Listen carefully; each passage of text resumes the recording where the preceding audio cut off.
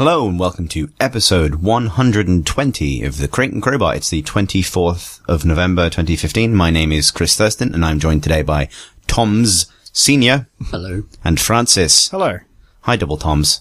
Hi. Today's news is from 2K, rather than 2 Toms. It's not a segue that makes any sense, but we'll go with it. It's not even today's news, it's kind of yesterday's news, but 2K have confirmed, Strauss Zelnick, CEO of 2K, has confirmed while talking to investors that they consider, and I quote, Bioshock to be in the hands of 2K. They'll make announcements in due time about any upcoming releases, but Bioshock is unquestionably a permanent franchise in our company, and one that we do believe in. Because, franchises are things that companies will into existence with the power of thought, and as long as they keep believing them, they stay around, much like Doctor Who. I feel like he missed an opportunity for a Bioshock Infinite pun there. Yeah. Bioshock is now an Infinite franchise. Bioshock Permanent is the next one. Seems reasonable that he would seek to reassure shareholders after dismantling the entire studio that made Bioshock Infinite. Yeah. And then announcing no future plans for the series. Did it say something about 2K Marin handling it? No. I saw someone quote that, but it might have been a really old bit of news. Does 2K Marin exist now? Isn't it a very small I don't think thing? it does. Can need runs? I don't know. I think the name has been, the name has applied to two different things in its history, and I don't know if either of them still exist. Well, I mean, so Irrational's still around. It's not a case of Irrational closing. It's a case of almost everyone at Irrational leaving, and it being now a small team with Ken Levine at the center, who are working on something for 2K that will be some kind of narrative emergent thing, because it's the Ken Levine game.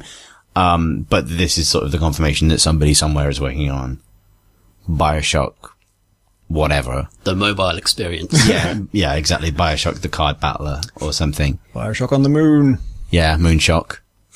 That would just be system. And there's also the System Shock remake, I guess, is happening as well. So just a lot of shocks. They're not, continuing on from System Shock, right? It's just No, they're remaking the first one, I believe. Right. Which is fine. Any particular thoughts on this matter?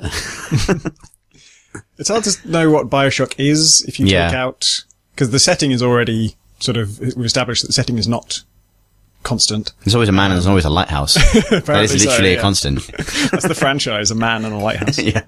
But the common thread between Bioshock and Bioshock Infinite feels like, that team and those writers and that kind of visual imagination. I mean, I guess the best case scenario is a Far Cry 2, Far Cry 1 situation where, someone new comes in and just has a really strong vision of, no, it's going to be this completely different thing. It's going to be open world. And you're saying they just make Far Cry 2? Yeah, just actually literally make Far Cry 2. I was thinking, how do you remix those elements? And I was thinking, what about a really big man with a really small lighthouse? But then I realized that's just a torch. Then you have Alan Wake. What's the one enduring thing about Bioshock apart from the lighthouse lore stuff that really plasmids, plasmid equivalents? Superpowers and politics and a city that is where a city shouldn't be. That's the main one, isn't it? And masks. Those are all of that's it, I think. Hubris and eating apples from bins. Yeah. Yeah, I think it does have the power to go anywhere. That's probably the most exciting thing about it. The Columbia was amazing, even if people didn't like it. But they've done 2 of the 3 places. Because the 3 places are the sea, the air, and the land. And a land city is just like a regular city. They said it was impossible. But we've done it. Coventry. Bioshock Coventry.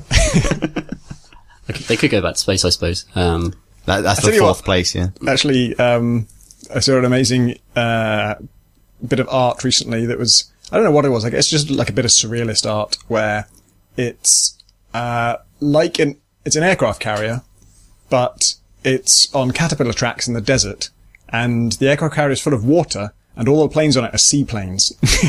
That should be the next Bioshock. Just set it there. This wasn't impossible. It just didn't make any sense. Well, a city set in time. That's Bioshock chronogasm.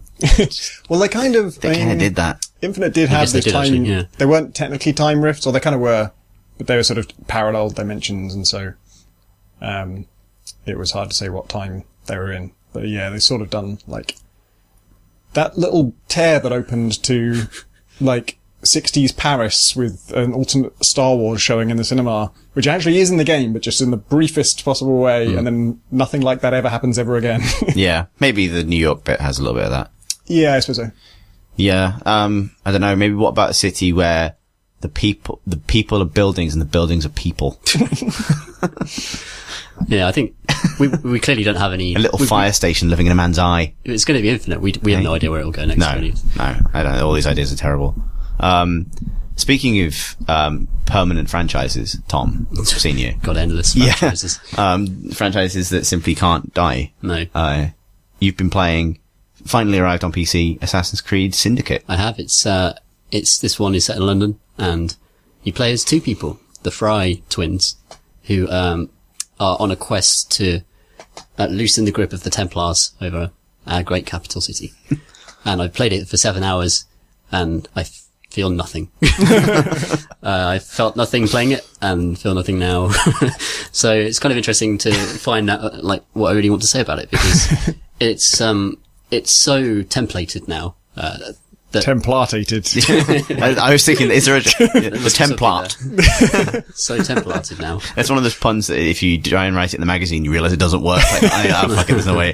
That's the magic of live podcasting. Yeah. Not live, but just can't be bothered to edit it podcasting. Yeah. It's disappointing. And I have similar kind of qualms with Fallout in a way, which is more unfair with Fallout, because Fallout's a much better game. But, that feeling of just having played it before so many times, and just being kind of done with it in a way that, I feel really sad about Assassin's Creed, because I've got quite a soft spot for the series and really enjoyed, like, 2 Brotherhood and Black Flag. I had a fantastic time with them, just loved. They'll really sort of drain your appetite for that thing, because I also, like that thing. I wanted to play that thing, and that appetite to play it has just been sort of, like, had an endless assault on it by both good games and bad. And, like, both those things diminish my appetite to play more, really. Like, I've had the good games, and then I've also had bad games that make me, drain my will. I think there is a team of writers somewhere in the, like, 1,000 strong Assassin's Creed development team that are good at being funny. And they seem to do every other game or something. This is a funnier one. This is what the sorts of good banter between the brother and the sister at the centre of it. You meet, like, Darwin and Dickens. You bump into Dickens really quickly after, is it true that he drops all of his pages? Yes, and then he drops them all over the city. It's a cutscene where you just bump into them on the pavement. How spectacularly does he drop them? It's an extremely quiet drop. You don't even see it happen, but man, like, when the camera turns away, they must have just, like, exploded. Now they're literally everywhere in London. He's just standing in front of a leaf blower. And, so he gives you some busy work. And, you get the classic thing of just meeting celebrities from the period, which is always really fun. Does Darwin hire you to gas some people? No, he just, he happens to be you're hired to gas some people, and you meet him also kind of trying to do the same thing. Why is he trying? And then he's there too, also gassing them. You form a collaborative relationship. Naturally select this. The quest is called Unnatural Selection. It is. Of course it is. And, so there's some dodgy medicine going out into London. You're tracking down the origins of it, which are these giant poison vats in the middle of the city. And, he's there for some reason, like, knocking on the door. And then, he goes in and says, "This is the horrible poison, burn it all down." And then a sub-objective pops up and says, "Get extra points for gassing everyone in the building." So, yeah, it's very surreal in that way. And kind of dumb. Do all the historical figures explain who they are to you when you meet them in the way of Assassin's Creed of old? They leave it a few sentences. Okay. And then they give you a little bit of guessing time. Just like half a conversation worth of guessing times, like, this is someone, this is going to be like a prince or something, or Jack the Ripper or someone. And then, the guy will lean forward and, like, put his hand out, shake your hand, and he'll say, "Hi, I'm Charles Darwin." And then Charles Darwin will flash up across the screen. Did you notice? And then, like, he gets lifted away by, like, a fucking macaw or something. I use my animal powers for good. Gas bombs. I do love it, actually. It's such a silly way to use actual historical figures, in a way that's almost disrespectful, but I think it's actually too much fun to not not go with. Well, like Leonardo da Vinci basically being Q from James Bond in 2 is brilliant. Like that makes sense. That was perfect. Yeah, so it's really camp, really good fun.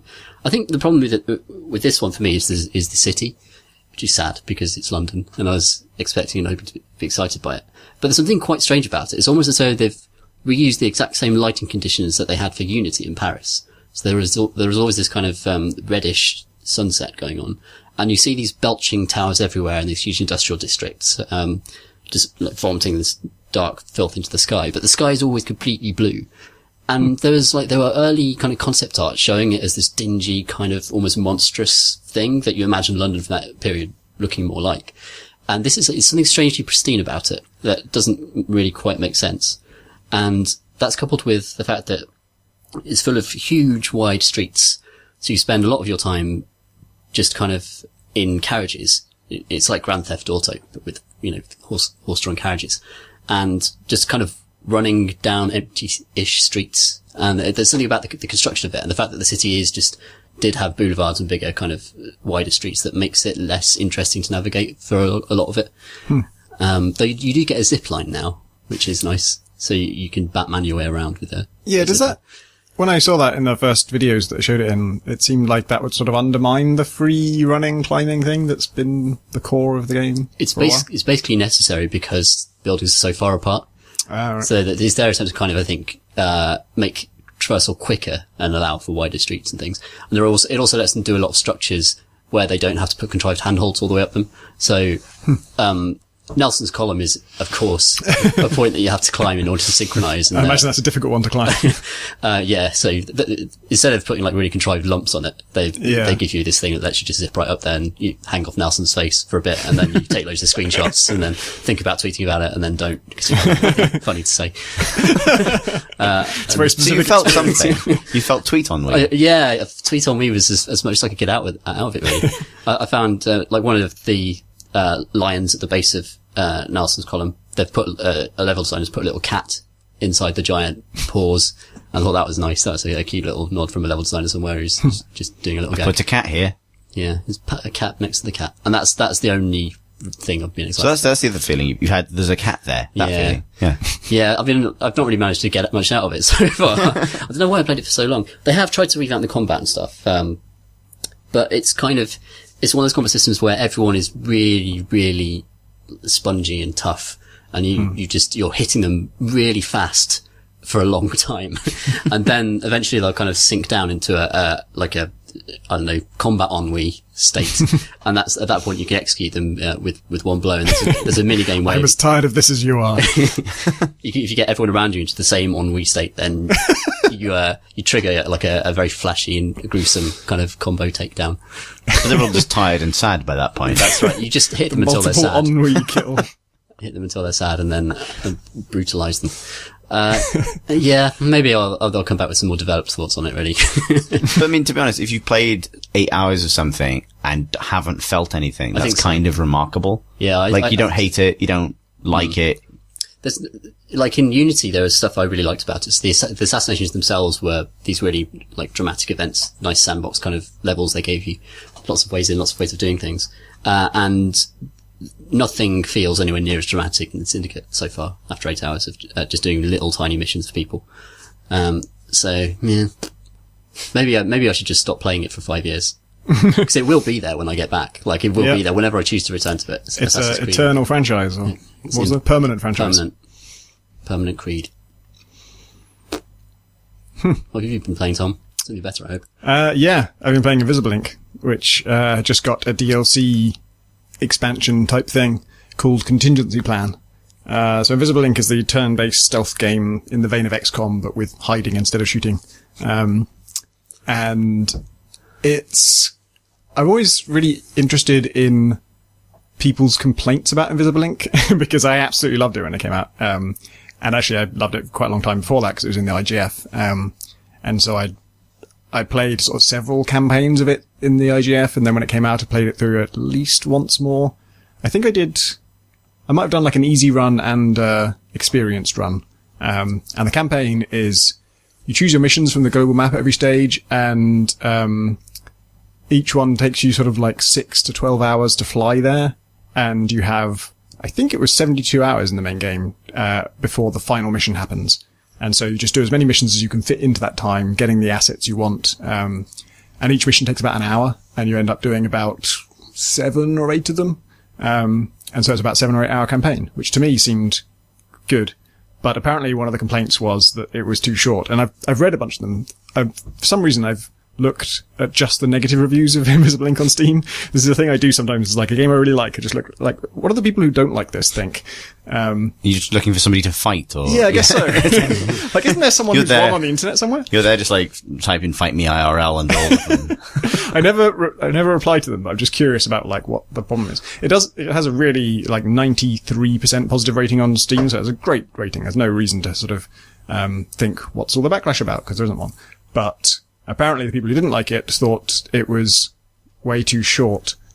And I think it struck a sort of awkward balance, or an awkward sort of mix of roguelike and campaign-like, because Spelunky is 30 minutes long. That's how long it takes you to complete Spelunky. It takes you an hour if you do the super secret ultra hell mega ending, or a bit less.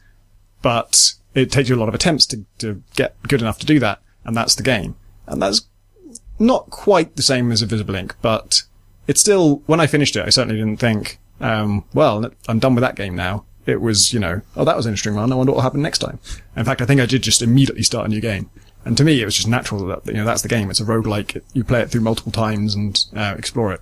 But it is also story driven. And I think that's where they've invited some criticism that they wouldn't have otherwise got, because it has a plot that not only develops as you go along, but there's a twist at the end.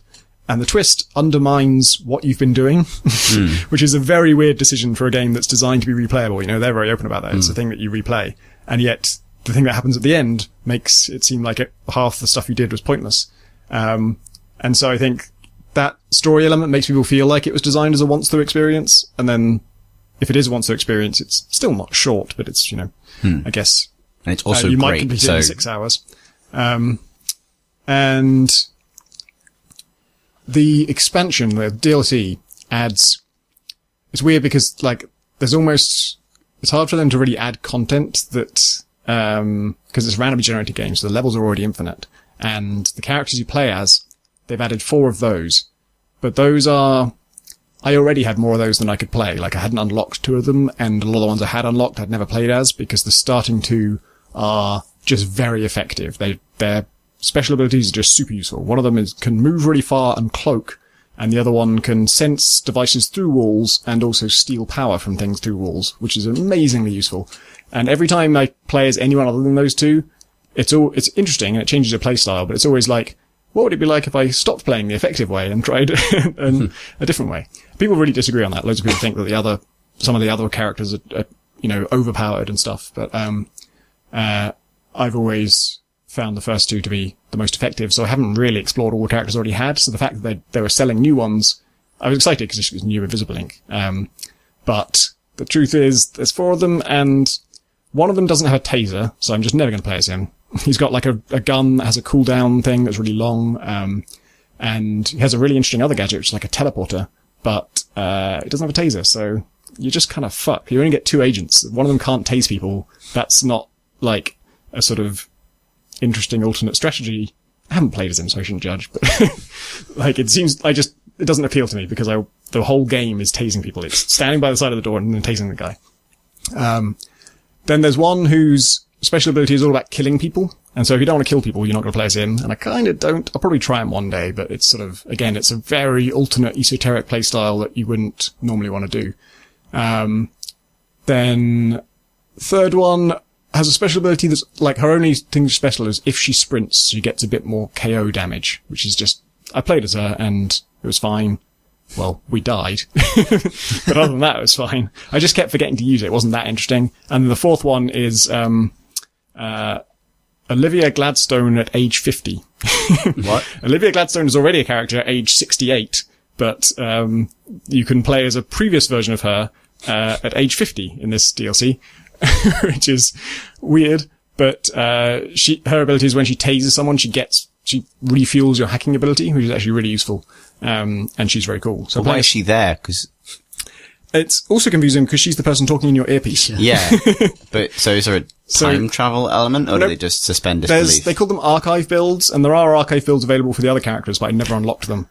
And I don't think with the other ones that it changes their appearance or anything. I think it's more like just, I don't know, actually, for one of the other characters, at least, it does change their appearance. But anyway, there's 2 versions of her, and the younger one, that has just been added, is way better and has, her abilities are really cool. So I'm playing as her and Sharp, which is not a new character, but a character that I'd only just unlocked in my failed run with the 2 new characters. And he is so they're all cyborgs, but, instead of having 2 slots for cybernetic implants, he has 6. And every 3 implants he installs, he gets more knockout damage, so he knocks people out for longer, which is awesome. And he's really interesting because that's like, right from the start, he has basically no abilities. There's nothing special about him at all until he gets 3 orgs. He's no different to just a basic character with no abilities. But he's going to be your best character for sure because the orgs are amazing. And in particular, like the best ones are absurdly good and they combine in amazing ways. And, I've just got him up to 6 orgs now. And so he has one that gives him armor piercing on his melee attacks, one that gives him 3 extra AP, one that gives him 2 extra AP every time someone wakes up. AP is action points, so it's how far you can move and what stuff you can do in one turn. One that, reduces the cooldowns on all his items, and I guess 2 more, and they're super useful things. Like, reducing cooldown on all items is incredible, because that means your taser, you can use it every 2 turns instead of 3, every, hacking device, every super powerful item has a cooldown, all of those are reduced by 1. And so it's almost like Invisiblink introduced the idea of always had, I guess, because this goes in at launch, but it's, opened up the idea of a hard carry in MOBA terms. Like someone who's just gonna be, eventually this guy's gonna do everything for us. And so until then, we just gotta give him all the cool stuff and, make sure he levels up. And I've just got to that point now, and that's fucking awesome. But the other thing they did is, I'm now 5 days into my campaign. And so the campaign is now a week long instead of, I'm pretty sure it was only 3 days before. And they've added a sort of middle bit to it. The way they phrased it, I think they undersold it really, because they just said, we've added a sort of a complication in the middle of the campaign to lengthen it a bit. What they really did was just double the campaign length by adding a whole first campaign and then a second campaign, basically. Does it start where the other one stops? Yeah, so technically it is all one long campaign, but the thing where you spend 3 days building towards a final mission, that's now the new mission, a new final mission. And after that point, not only does the game carry on for another, 4 days, and you are at the point that you would have been at the end of, a previous campaign. So your people are super powered up and all the enemies are already powered up as well. But they changed the way alarms work. So all of the things that, every turn the alarm counter goes up, and when it goes up to the next stage, like every 6 turns or something, it does something like raise all firewalls or, make everything harder to hack, or bring 1 new guard onto the level. And they change all of those so that now your first alarm level, adds armor to every guard. And then the next alarm level changes all their patrol routes. And then the next alarm level, I think, adds demons or something. Demons being nasty hacking programs. So yeah, they kind of changed the game. And also every mission after that point, you have to collect a power core from somewhere and steal that as well. So you always have 2 objectives. So you still get to choose what kind of mission it is, whether you want to get to a special shop or get to a cybernetics, org thing, or, get to a vault with some valuable stuff and that kind of thing. But all of those missions now have a mandatory extra objective of getting this special, basically like a safe with a sort of power core in it that you've got to steal to keep yourself going. The idea is your incognito is running out of power, and so you need to keep getting her a battery every single mission. So it complicates it in that way as well. And so that's the whole second half of the game, is just this sort of massively amped up version of it. And it's really cool. It's fucking exhausting. I've been playing it I feel like I've been playing it for about 12 hours now, this campaign. And, we're more than halfway through now, but not by much. And my team is getting fucking insane. Like I say, Sharp now has 6 orgs. I've maxed out, I think 2 different stats on both of my main characters, and then the ones I've got 4 people now because I've rescued 2 others from detention centers. And we've got 3 level 3 cloaking devices, each of which renders you invisible completely for 2 turns, and has an 8-turn cooldown, so you can actually use it like twice in the same mission. So with 3 people with those, I can basically have 6 human turns of invisibility, and then they all recharge as well. So if you have like a recharging device, you can refresh them, or you can just wait. And obviously you've got these torque injectors that reduce cooldowns, and I've got a ridiculous number of buster chips to break through things for free. You can have more incognito programs simultaneously, and some of the new ones are quite cool. I'm actually not using any of the new ones now, but I've got this amazing setup where instead of getting a steady stream of power, I get my first program for free, and then I've just got loads of really expensive, really good programs, so I can always get loads of free value each turn. And then I've also got a gadget that you can deploy in the field, and that generates 2 power per turn, which is twice as good as the normal power generator. And, I'm not even using the normal power generator so that I can have this freebie. Basically, it's just this super efficient system. And when I unlocked like the latest tool that I got, which is the thing that just breaks 4 firewalls at once really cheaply, when I first got to use that on a 4 firewall thing, I was really excited because it was like, this is going to be twice as efficient as normal. And then I used it and realized, oh shit, that was my first thing of this turn, so it was also free. And the game of like meshing all those things together just keeps on getting more interesting and more satisfying, and it's such like an efficiency nerd's dream. So games like XCOM, particularly actually when XCOM gained Enemy Within, this sounds a little bit like in sort of Enemy Within added like a whole substantial extra part to XCOM and added new missions of that and stuff. It had that thing that XCOM has always had, that I can't ever decide if it's a good thing or a bad thing, where it gets easier. Like, it's a game that starts out hard and then gets easier. Oh, right, yeah. Like, and it's that efficiency thing of it's super satisfying later on in an XCOM campaign when you have your mechs and your kind of bioengineered invisible snipers and stuff, and nothing can stop you. Yeah. Because that's your reward for having suffered through the parts when it was tense and hard. But I know in XCOM 2 they're planning to try and address that and make it a more of a difficulty curve, as most games, the way around most games are. And so do the new, like, alarm states and stuff make it sufficiently difficult to match your rising power, or is it more like that power fantasy kind of being lived out? It's very much like a spike. So it's kind of, right now, I am over the spike. And, it's a question of like, when this middle mission happens, it's a 2-parter, so you've got to do 2 missions back to back without resupplying or anything. And in the second part, they introduce, I don't know whether it's a spoiler. I guess I won't say it.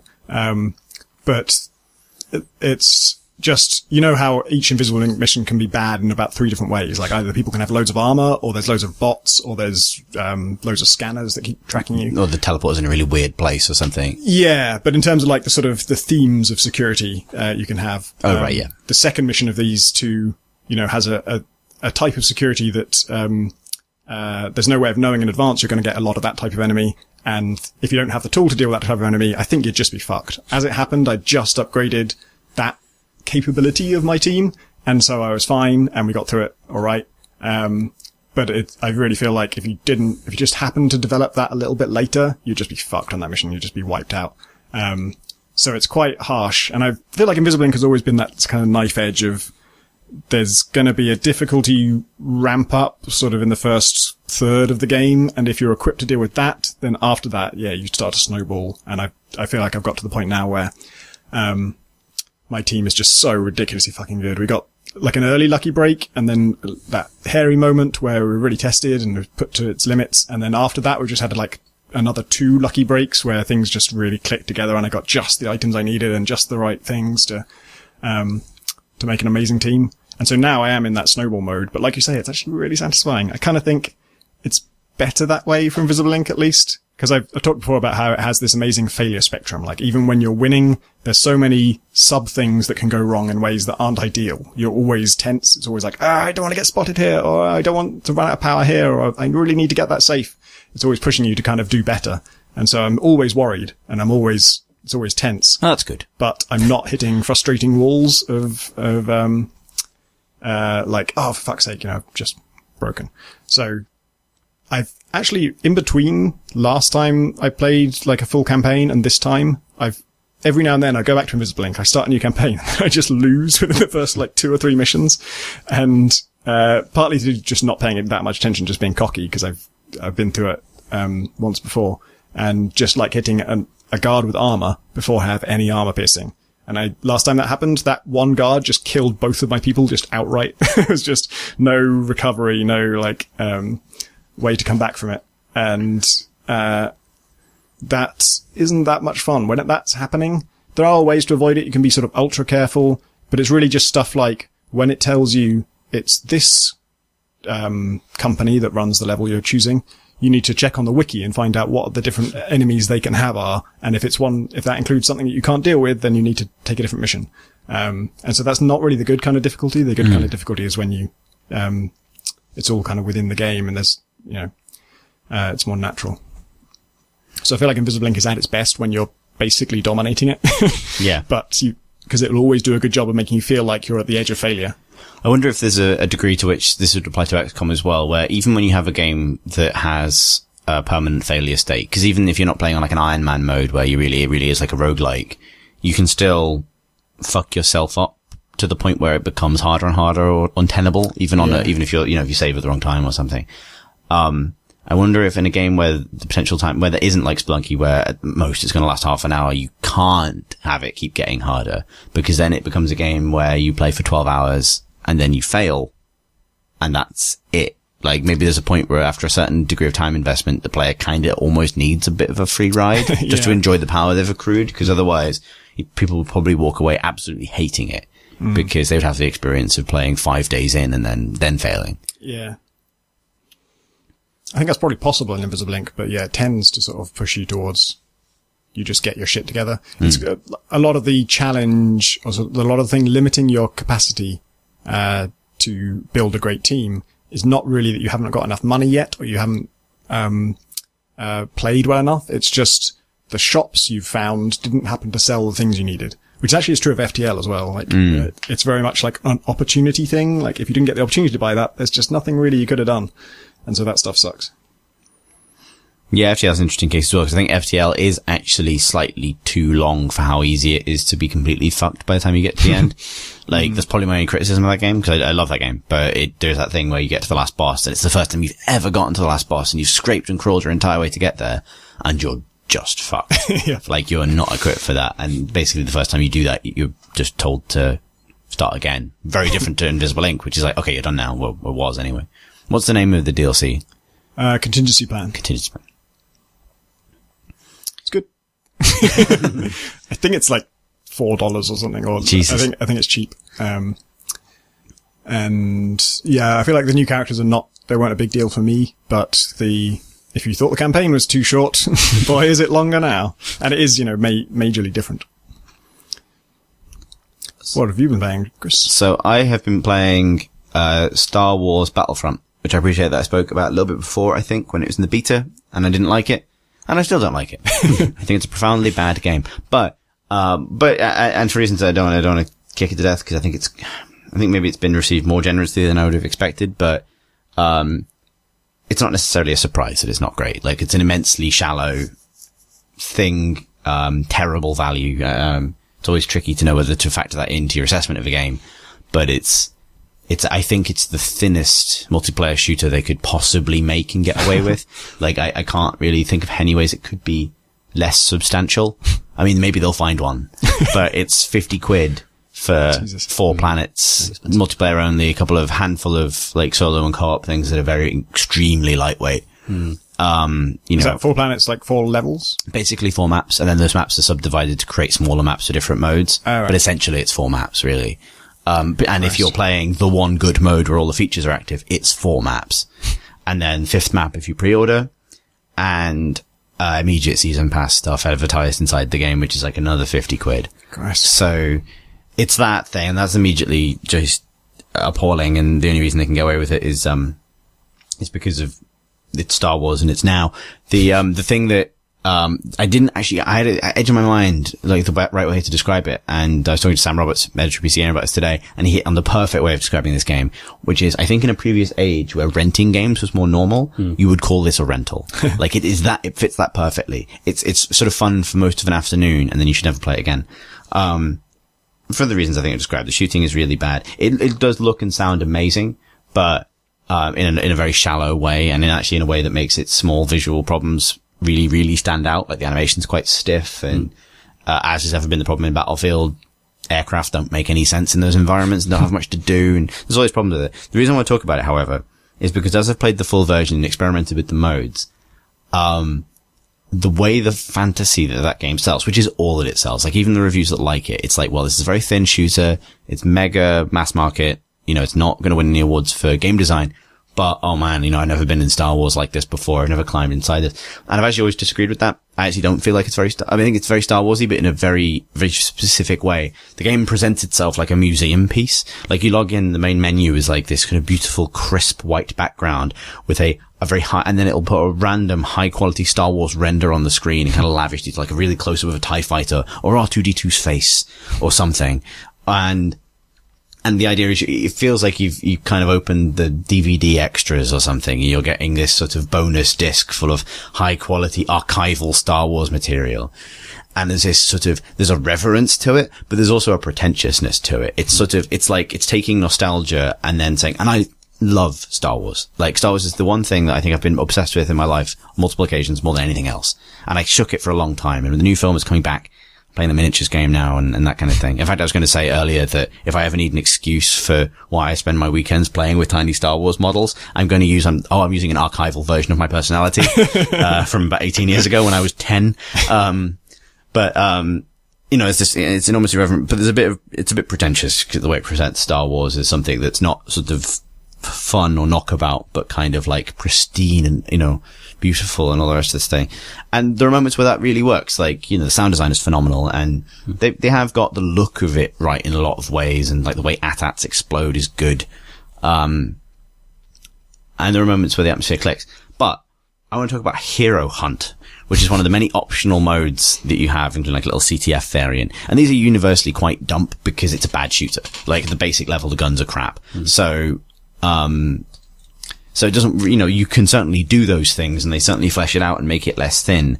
But it's like, well, it's never gonna, as I say, it's never gonna win the awards for that stuff. But, Hero Hunt is an interesting idea that they almost certainly definitely shouldn't have done. Because the point of that game is, okay, you're inside Star Wars. Hero Hunt is like an asymmetrical deathmatch mode. All the players are competing against every other player. But it's like the sort of Predator mode that FPS's where one player is superpowered momentarily and the other players have to hunt them. So, and you can do this either way around, but the way I dropped into it was on Endor, so it's a forest map, and that actually really enhances the actual movie Predator feel of it. So thick jungle. 8 players, I think, or 10 players. All of the players are rebels on the same team as each other, but one player is one of the Imperial heroes. So either Darth Vader, Boba Fett, or the Emperor. And then when that player dies, the player who kills them becomes the next hero on the rota. So if you kill Darth Vader, you become Boba Fett. If you kill Boba Fett, you become the Emperor. If you become the Emperor, you become Darth Vader, and so on. And you can only get points as the hero, who's essentially the monster. Okay? And this is kind of fine on paper. There's also like a mode, I think, where the heroes just fight each other. And the intention of this is you get to play the hero, which you might not always do in a regular match because it relies on finding a power-up, all this stuff.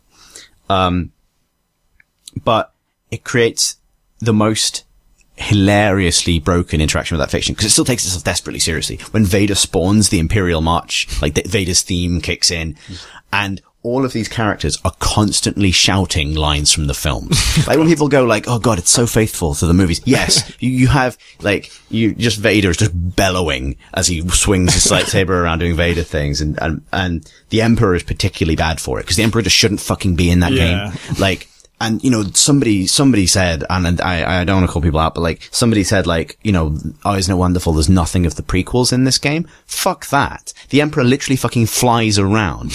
Andy Kelly pointed out that he has like a dash move where he flies and his skirt flies off.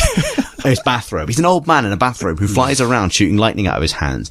And he does this like barrel roll that looks exactly like M. Bison's Psycho Crusher from Street Fighter. But that's the problem with the Emperor in total being in the game. So the Emperor will spawn and some Star Wars music will kick in, and then Rebel High Command will say like, "We've just got word in from our intelligence. Emperor Palpatine is in the field." Like, why is he there? Like, that, Return of the Jedi makes a huge deal out of the moment you see the Emperor for the first time. And that scene where all the Imperial officers are shitting themselves because the Emperor is actually coming to the Death Star and they're behind schedule because, I don't know, bad project management or something. Like, the Emperor is supposed to be like this figure of power, and the game could not undermine him more, right? My favourite part, actually, playing this briefly, is when someone goes, "The Emperor has been defeated." Yeah. And I'm like, well, let's go home then. This thing is done now. But yeah, so when the hero characters die, they actually just kneel and then vanish. But what this means is you have a moment where like Vader's kneeling and all of the rebels, obviously the person who's becoming Vader at that point also vanished because they're becoming Boba Fett. But everyone else will just teabag the kneeling Vader for a while. So that's problem A. But the problem B is just like the behavior that this mode encourages is the most unintentionally hilarious fuck up. Because you create these situations, especially on the Endor map, which is all like, it's got crashed rebel transport and like winding little jungle passageways and stuff, where obviously the player who is playing as the hero character wants to stay the hero character for the longest possible time, needs to rack up kills. You can go on rampages. Like, they are capable of just like mowing into a group of people and wiping them out. Boba Fett's flamethrower or Vader's lightsaber and that kind of thing.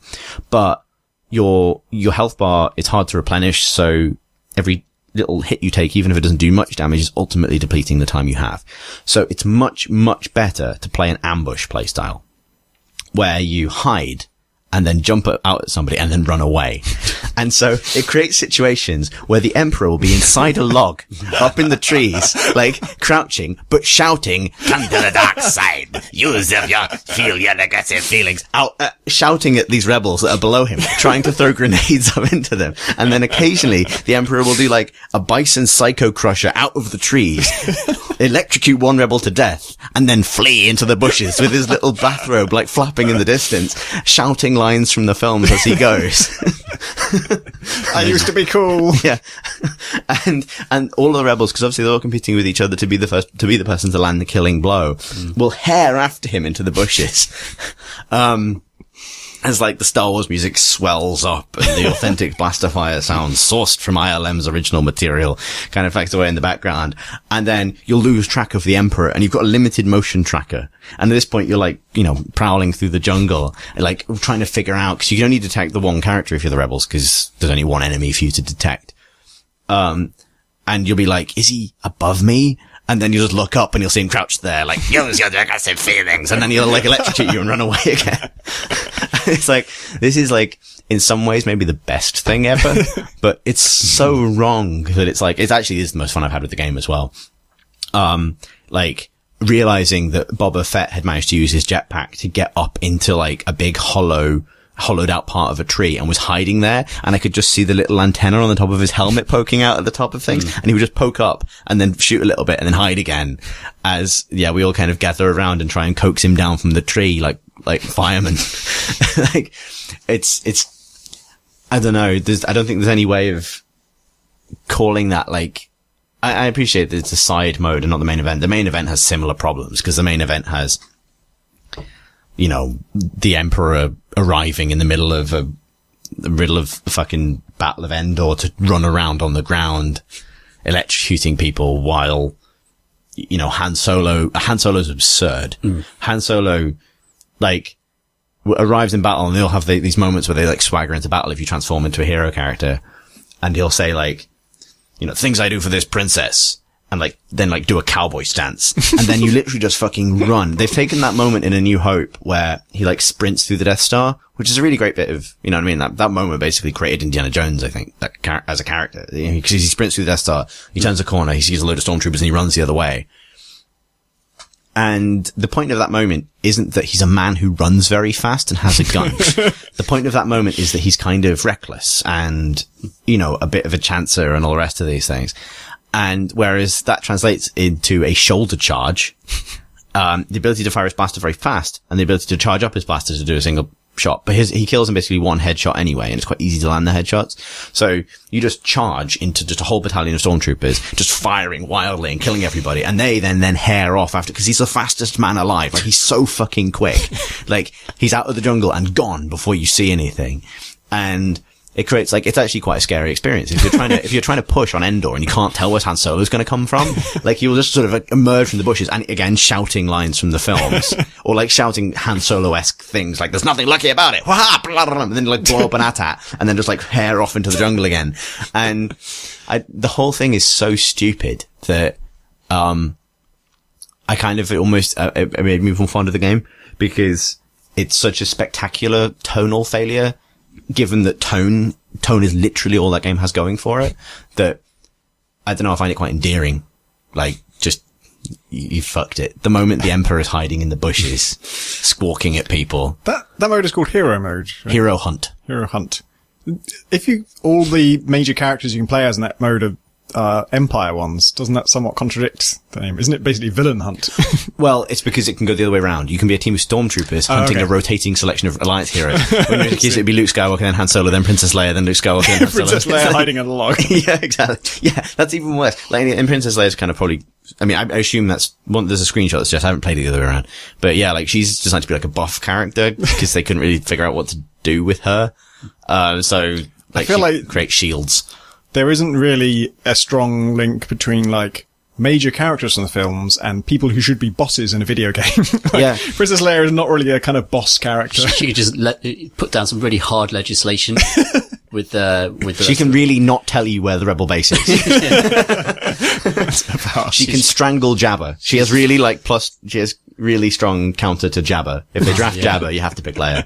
Oh my god, imagine if like Jabba was DLC or something. He's just herring around the jungle. He can't move. He's just hiding in the bushes, hiding in logs. Oh god, like, it just gives orders to kill people. yeah, like, this is the problem. Like, there's a game to be made here, and like, I have a really specific, like, I know people who like Star Wars still like Star Wars in different ways. You know, like, the side effect for me, a really unfortunate side effect of the new film, is it's made me angry about the prequels again. And I got over the prequels about 6 years ago. And I don't think I mean, in terms of things that are frivolous, I don't think I've ever been angrier about anything than those films. I loathe them. And I won't hear a good word said about any of them. But, and so that, therefore, all those little hints of the prequels in the new one, like, they've used some sound effects from episode 1, and it's like, I get annoyed.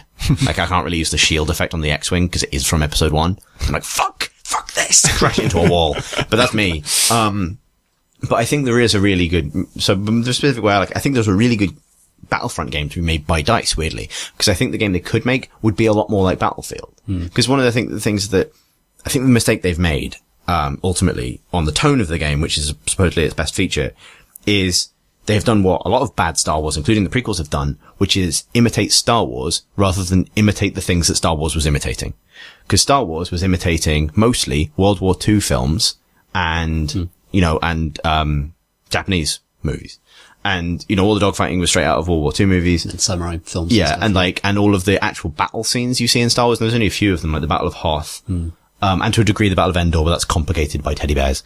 In Hoth, they're not jetpacking around laying down bubble shields and firing rocket launchers. They're just holed up in trenches. Like, it's, you know what I mean? It's like, it's supposed to be a landing. It's an Omaha Beach thing, just the good guys are on the opposite side, and instead of amphibious landing craft, it's these giant walkers that don't make any sense. And I think the game you make, if you're not going to make an old school Battlefront where it's all about the sandbox and it's all about the silly powers, and where you can have the silly stuff because it is just this big box of toys and you're given loads of different ways to interact with it. If you're going to make a more focused game like this, which is only about a couple of modes and a couple of maps and stuff, I think you have to make a much more, almost like a more quote unquote realistic shooter. Because the reason Battlefield works is the systems are actually quite deep. The guns, you can get into those guns to quite a firm degree of granularity. You can customize your loadouts and stuff. And at its best, you feel like you're in a real war. Ironically, given how indebted Star Wars is to World War II films about World War II, and given that the Battlefield series started off as a World War II shooter, Battlefield 1942 with a Star Wars skin would have been a better Star Wars game than this, I think. In terms of like how the battles should feel and like the pace of them and the lethality of them and so on. I think there was a Star Wars mod from 1942. It almost certainly was, yeah. Feels like there's been so many constraining factors on Battlefront. The first one being a 2-year development cycle where they have to just come up with these assets and that's one of the reasons why it's so slim.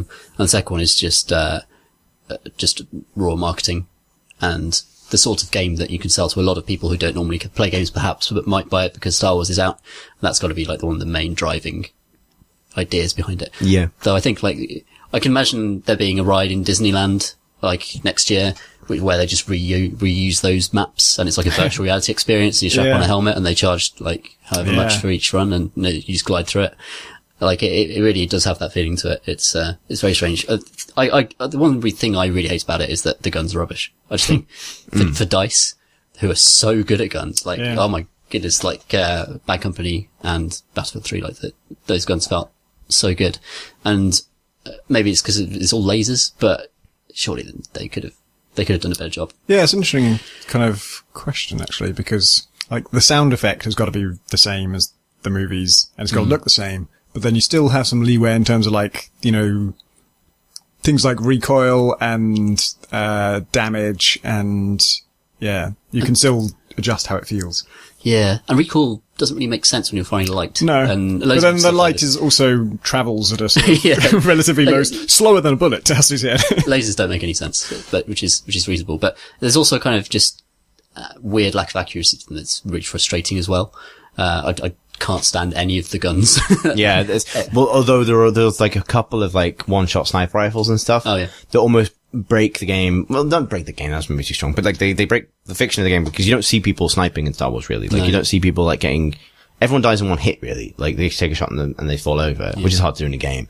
But there's not a lot of like, you know, camping or sharpshooting. It's all quite hectic. And I think the reason they made the guns inaccurate and low damage is so that there's a lot of fire in the air. Yeah. It's not about these, you know, like just double tapping somebody. They want the air to fill with lasers, and I do get that. But they've added in these kind of like, you know, you get one shot sort of like bolt rifles and plasma guns and stuff that are very effective because they break the paradigm of the way the rest of the weapons are designed. But also don't actually really contribute to the atmosphere of the game very much. Yeah. Like, I think there might be a more intelligent way of making a game around inaccuracy in that sense. Like, I kind of feel that's what they're trying to do. They're trying to make something where you do spray in the direction of enemy. It's not about perfect accuracy. But I don't know what else you put around it then to make that feel good. Brothers in Arms was a good game about inaccuracy. Like that was sort of a World War II game, the isn't it? suppression idea. Yeah. And like, your people couldn't hit for shit, but they could just lay down fire on an area and that would just keep people behind their sandbags and then you could, you know, run in and assault them. And well, yeah. I mean, Battlefield 3 and 4 3 especially has suppression mechanics, but they're really controversial because if you're on the receiving end, your vision is blurred out. In multiplayer, it's kind of different, I guess. Yeah, so it's a tough problem to solve. My favourite moments I've had with Battlefront, which I genuinely dislike, have been with a pistol in close combat, and actually pistols are close combat weapons in this game, whereas it's always shotguns and pistols are just weirdly good at range in video games for some reason. That's true. But it's, the best moments I've had have been just like rounding a corner with my pistol and, in third person just kind of like 2 or 3 shots taking someone down. And that felt really Star Wars, because that's really how people go down in Star Wars. It is just a couple of sparky shots to the chest. And and there's a lot of, and especially like with, you know, I guess the iconic use of pistols is Han Solo, who is supposed to like run a corner, fire one shot and then run the other way. I mean, they fucked up the actual Han Solo in that game by making him unstoppable. Like, whereas the point is, he's supposed to come off as stoppable but lucky. Whereas, which is a really different thing, which you actually feel more like if you have got the pre-order exclusive Han Solo's pistol. Oh, God. Yeah. I guess they're always going to do that, won't they? It makes me nostalgic for, like, the first Jedi Knight game.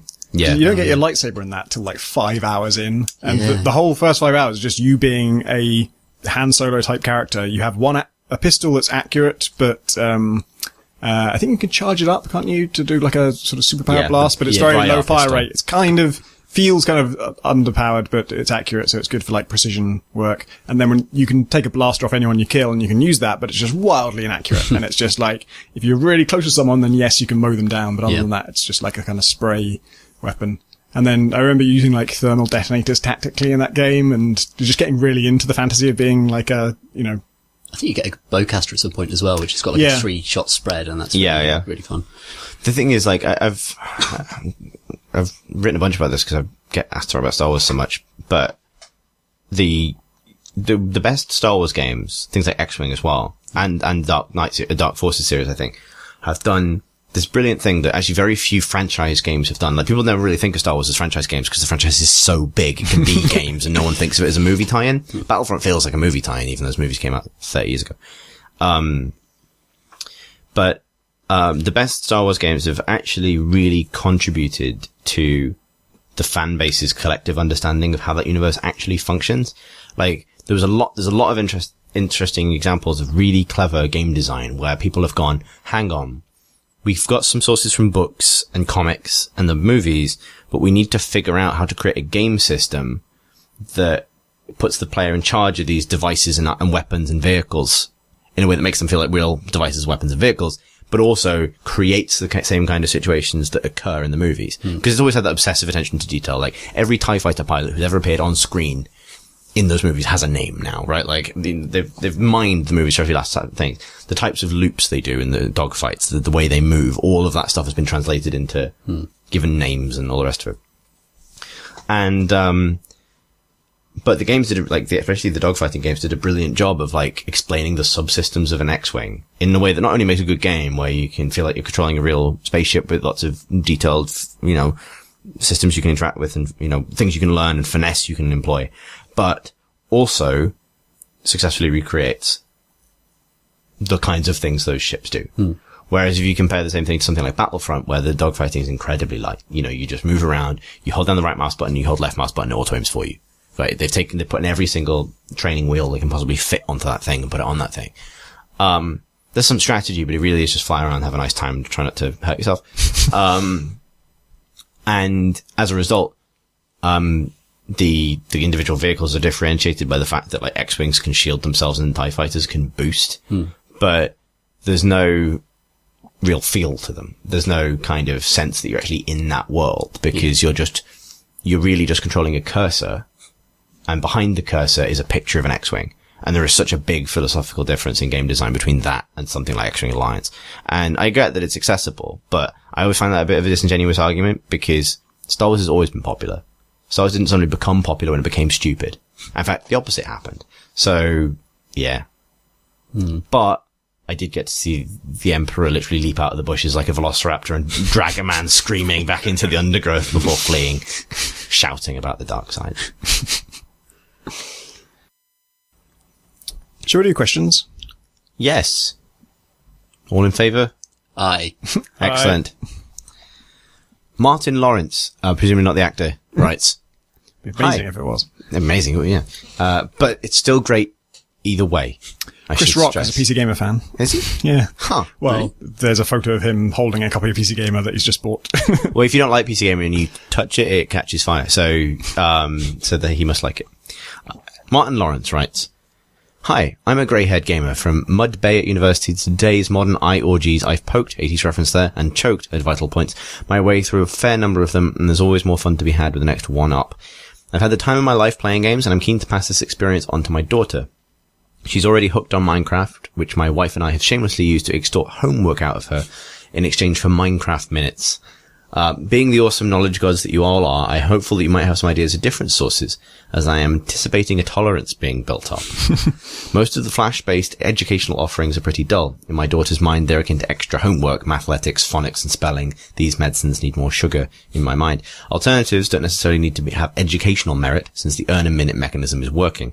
They just need to hook her imagination and be suitable for her age. Having said that, if there's a game that teaches a philosophical, economical, political, geographical, temporal, physical, mathematical, or similar concept, I'd be interested. She does like Portal 2, but not the scary bits, and I suspect one of the major components of the enjoyment is our interaction. Multiplayer Minecraft is great for that." And he concludes by also saying, "Tom," meaning Tom Francis, "tell me about your hands. Mine hurt too. Which controller fixes it for you?" You start with the last bit and then work back. Yeah. I suspect he's responding to me saying that I haven't been able to work for a while because of my finger, which is not actually an RSI thing. I just had an infection.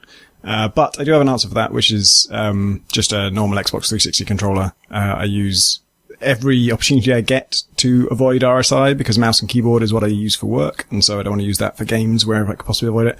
So I've actually been playing Fallout 4 with a controller, and it's been fine.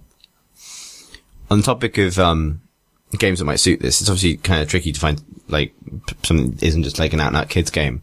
But I think we were all agreed that Kerbal Space Program is a really potentially good game for this. Yeah, the Kerbal, through experimentation, teaches physics of the cosmos by letting you build spaceships and launch them into orbit and commit to various space missions. And I think as a collaborative game, it's also excellent if you want to sit down with your kids and build spaceships together and then launch them and they explode and then you try again and gradually learn kind of how systems work. I think that's just, it's a good game, I think, for that.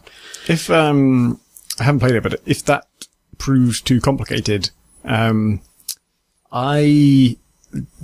jump going the other way, but I've played a game called Armadillo Run with my dad, and it's a physics puzzle game where an armadillo in a ball drops from a certain location and you need to get into a certain other location, and often it's just like blank space, so you have to place platforms and they sort of pivot around the hard points in the level, and you can, I think, tie cloth between certain points and attach rocket boosters to things. And so it's a very physicsy puzzle game where you just got to get a ball from a starting point to an objective. And there are, infinite ways to do it. And it's kind of all about efficiency and, how well you can do that. And me and my dad, would both try and solve the same level and then compare notes and show each other different solutions and then realize, oh, actually, if we use that bit from your solution and this bit from my solution, we'll probably get a better one. Also mentioned, Cities Skylines, which is probably the best modern SimCity game, stuff like that. Like, none of these are games for kids, but they're all able to be played at a low enough level that you can have fun creating things and trying to solve fairly simple management and efficiency problems in a creative way, or just making something you like the look of. Yeah, you can definitely sort of focus on just making something that's nice and not necessarily trying to min-max anything if that's what you prefer. Then also, maybe the important thing to point out about Kerbal as well is that even though it's at the high end, it's an incredibly unforgiving, punishing simulation of spaceflight. It's also relentlessly cartoony and cheery, so that if you just want to build silly rockets and blow them up, it doesn't feel like that's out of you're breaking the game doing that or anything. Yeah, it's perfectly doable. I probably wouldn't recommend Spore actually, but it's almost the sort of game that would be amazing. If I played that when I was 12, I would have been absolutely astonished. I'd recommend Spore. Yeah. It's still working though. That's what I'd worry about. I think so. Because it had this big kind of interconnectivity, kind of people sharing creatures thing. Yeah, the Sporepedia, in particular, the main thing you need to do is subscribe to a Sporecast, which is like a list of user-made content that's curated. It's actually, it totally predated all of Steam's, curated workshop content and stuff like that. And I used to run one for PC Gamer called the PC Gamer Sporecast, which will, if Sporepedia is still up, it will still exist and will still have a whole load of great stuff on it, but obviously it hasn't been updated for about 7 years. If you get your child to play Spore, you have to be really careful what procedurally generated data they pull in. Yeah, so that's the thing. By subscribing to a Sporecast, you sort of say, I want everything that's in this one. And I can tell you there are no penises in the PC Gamer Sporecast when I left it. I don't know what's happened to that place since I left. But you don't need you don't need those to actually play it, do you? You can play you just fire it up. But then you get the Maxis made creatures and they're terrible. But I think if I was 12 or I don't know how old, we're implying child primary school, maybe late primary school. Don't know. I think that's a good level for Spore actually, because we should explain what it is. So Spore is you create your own species of creatures, and they live on your planet, and they breed, and you get to kind of evolve them into superior forms as they explore and discover other things, and then eventually you can turn them into a spacefaring race and blast off into space and explore space. But it's a much lighter touch than Kerbal. It's not a simulation in the same way, not it's a very hardcore way. You design the creature the way you want it to look, and which is like a penis if you're most people. Yeah, that's the highlight of it. Really, is building a creature and just being able to like give it as many legs as you want and bolt on 3 arms to its kneecaps, and then give it 7 eyes, and then you just click a button and it walks around, and that's the magic of it. The AI figures a way for that thing to walk, that kind of gross thing you've made, and it really by is. its testicles in some cases. But yeah, I think Exticles. you could play it without ever encountering any of that stuff if you just if you don't subscribe to anything, if you just play it. Yeah. It is probably the greatest danger of crowdsourced dongs, though, of any of the games we've tested. You can make things that look quite a bit like a dick in Minecraft, and you can make things that look quite a bit like a dick in Kerbal Space Program, because that's all rockets. Yeah, that's true. But Can't really get away the from it, danger in both of those instances, they are slightly more abstract, whereas Spore will let you just build a big floppy dick that walks around and then eventually goes to space. But that's no reason not to try it. But just don't do that. John writes, "Hi, Scroats and Kraybars, question mark, I guess.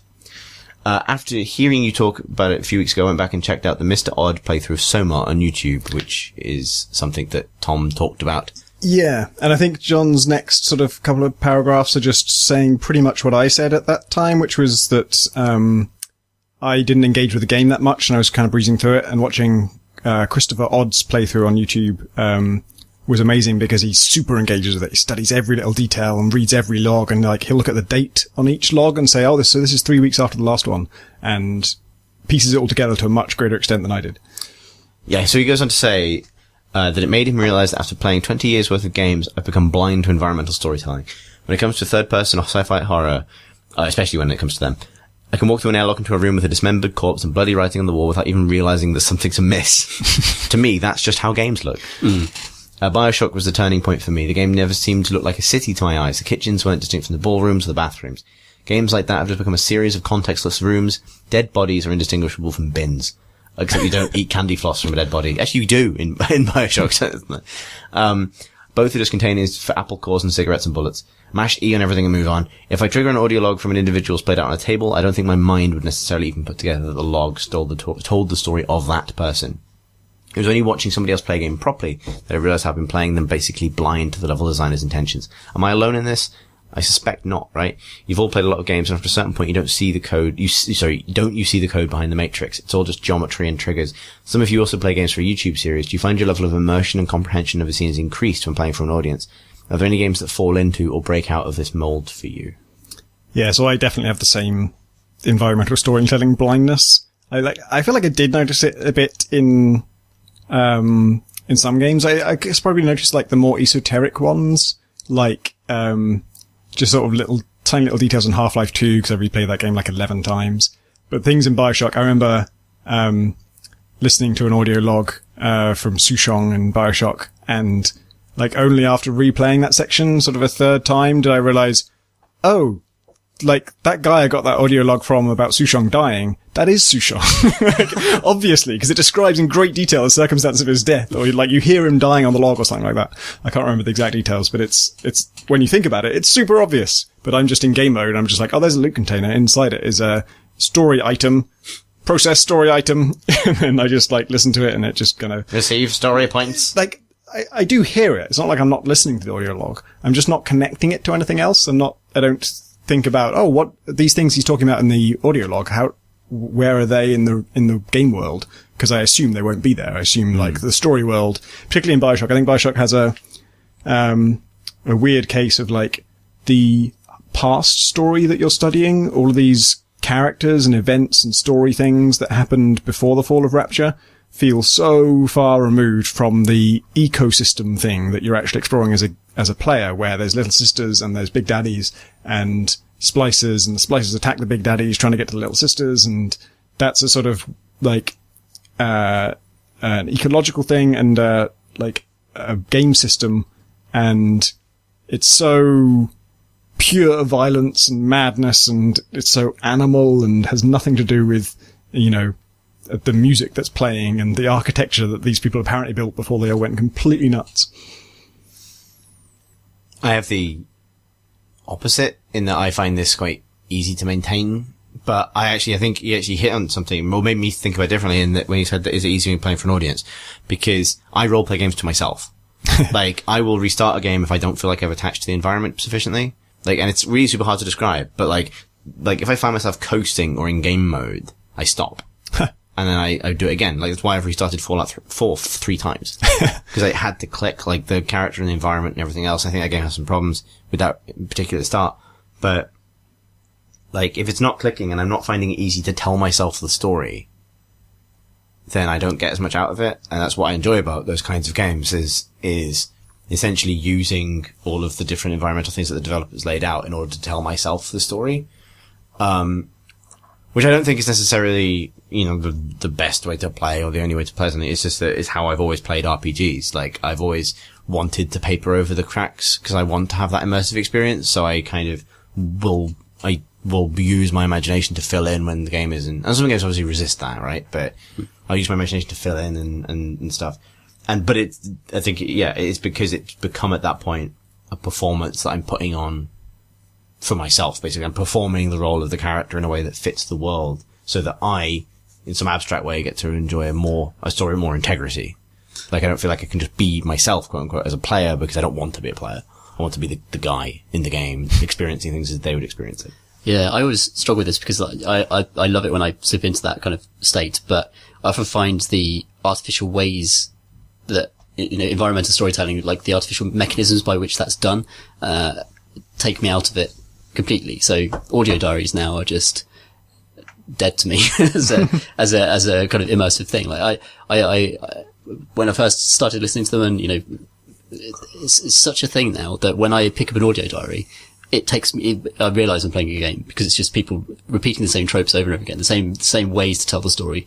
And if someone's scrawled a message on a wall in blood, it's not, I can connect all the dots and see what they're trying to do, but I'm seeing the construction. I'm not seeing the world that they're actually trying to communicate, because I think we just need more inventive methods of environmental storytelling than just literally writing messages on walls. Yeah. Soma's audio diary conceit was that there are these kind of communication points and they had a buffer in them.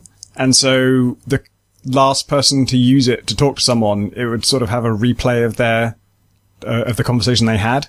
And so that was like audio diaries plus, because you had two people talking. But the problem with it was that I used one of these and it started a conversation, and then I was listening to the conversation, you know, carried on my way, continuing to play the game. But, the conversation just stops if you walk away from the thing. So you just have to stand there, that's really annoying. Listening to it and doing nothing else. And actually, weirdly, I think I engage, well, if I can listen to an audio diary and continue to roam around and just explore and do stuff, I'm engaging more with that audio diary than I am if you ask me to stay still. Because if you ask me to stay still, I just won't listen to it. I'll just walk away. That's just, you might as well have not added that to the game at all. It's interesting. This is something I think actually Fallout 4 does well in a different sense, in that it has, and where I've realized, because I do the same thing, I think, and I don't like that audio diaries as a storytelling mechanism because they very rarely make any sense as things that would happen. Yeah. Like, in Fallout, like you go into like a facility or a vault or something, a lot of the computer terminals will have the same files on them, and they won't actually be very useful. Like, occasionally you'll dig out the location of where a safe might be from someone's sort of incidental emails or something. But there's a gaminess to a lot of this stuff where, like, every email is important, or like you have to read everything because everything is significant and unique to that terminal that you found it on. There's like some somewhere around the middle on this, but generally you do want to see everything. Whereas in Fallout, it feels safer to bypass stuff because logically, not every computer system is going to be interesting. So you don't feel as much pressure to kind of, you know, and also like the same is true of the audio diaries in Fallout. Like, there's a vault where, without spoiling anything, you find basically a big cache of tapes of job interviews at the end.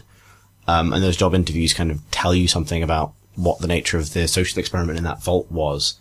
And it makes sense that they would record the job interviews and that there would be a stack of them on somebody's desk. And they're all the same conceit. Like, each tape is the same process being undergone with different people. But you don't have to listen to all of them. It's quite a big ask to listen to all of them because you pick them like 3 audio, because my first instance was like, fuck, 3 audio diaries at once? You maniacs. I'm going to sit in this room for like it can't be done. Yeah.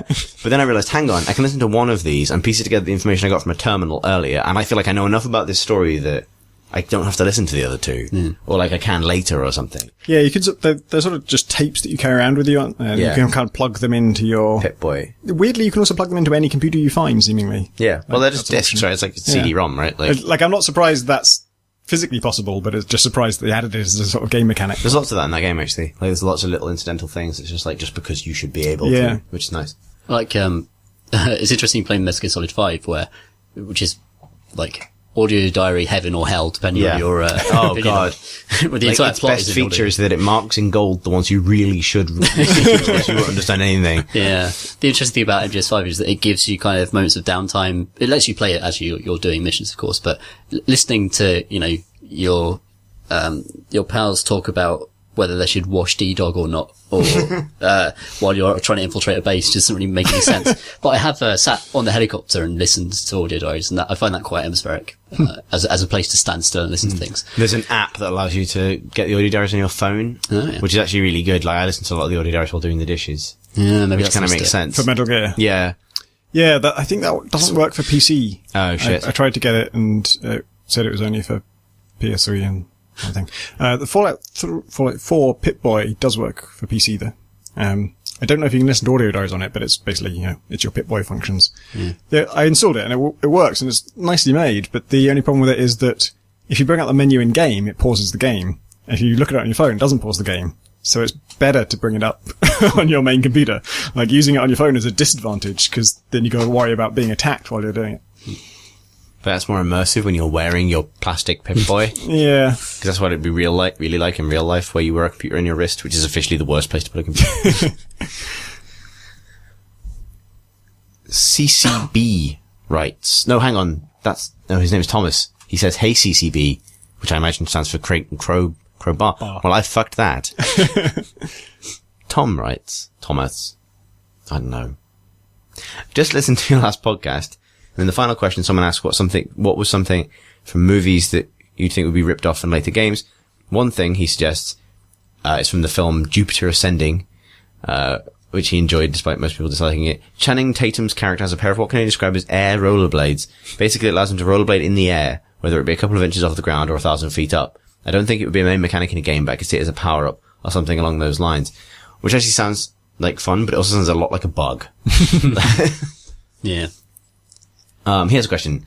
One thing I always find interesting is in some game studios, they have a person who's the top of the field at a very specific thing.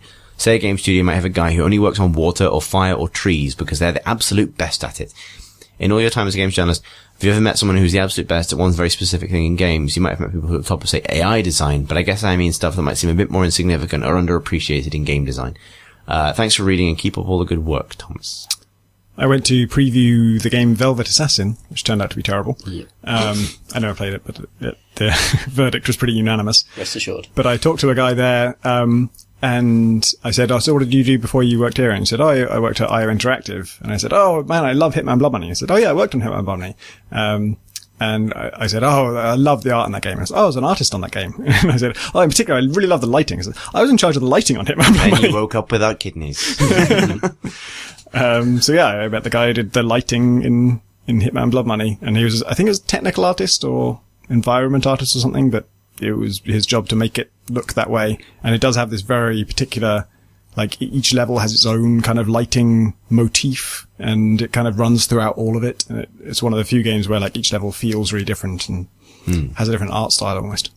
Really careful kind of post-processing settings on each level in that game, which kind of changes almost the tone of every colour in the map is set to a certain kind of hue, isn't it? Yeah. It's really awesome. I went to Braddock and I met one of their special effects guys who is exclusively responsible for their fantastic artillery effects in their RTSs.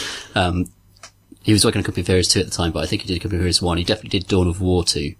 And so I was just quizzing him for ages about the differences between doing like a World War II shell and an orbital laser attack, and what kind of you think about when you're trying to create those effects. And a lot of it, he talks about a lot of it was just taking influence from footage, especially with World War II, where you get to see like Earth being thrown up and displaced in these vertical kind of columns, and just recreating that in a realistic way just is instinctively effective, because that's just how you understand the Earth to work. So when you see that actually unfold in front of you, it's a convincing explosion.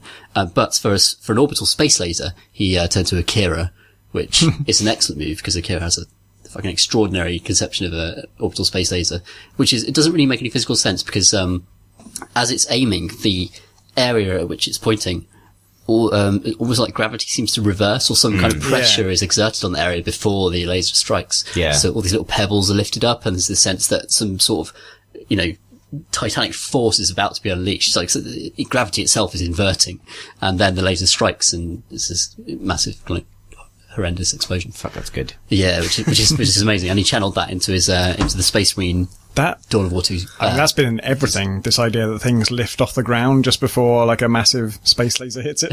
Yeah. Like physics we've invented. But I don't know. It's kind of it's so effective. Yeah. When I was at BlizzCon, actually, I met the guy because they had Overwatch developers looking after the press area where you could play Overwatch. I met a guy who he's a 3D artist, I think a concept artist on the game, but he was telling me kind of what he'd made, and I pieced it together, and he basically made all of the devices in that game. I think the only character he fully designed was Reinhardt, who is a man in a huge suit of armor, but also Diva's mech and Zarya's gun and that kind of thing. And there's so many really rad, actually talking about anime, really rad sort of classic anime, Battleship Yamato derived tech in it, sort of it's got I don't know exactly how you describe that, where it's it's not bolts and metal, it's smooth plastic and kind of industrial panels. Design and panels, loads of fucking panels. That man has made a lot of panels, and and that was kind of cool that the way it folds and moves and those kind of devices not feel but behave is kind of one guy apparently, which is kind of cool. Oh, that's awesome.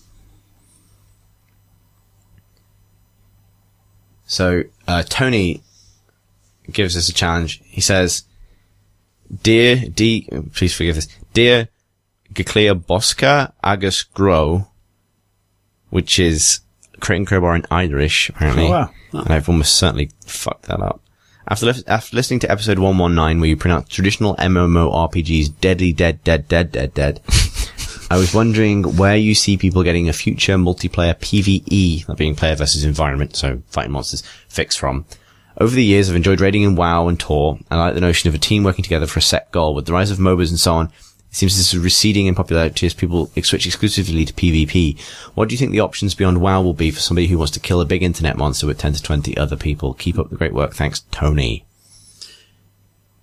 Well, the real answer is Destiny, sadly, because we're a PC gaming podcast. But that is the modern idea. But also Diablo 3. But basically Diablo, because Destiny takes a lot from Diablo. And yes. I think it's more that, I think essentially those big persistent worlds became about repeated experiences within those big persistent worlds. And games like Diablo just simply do repeated experiences better. Because you're not faffing between dungeon runs and stuff.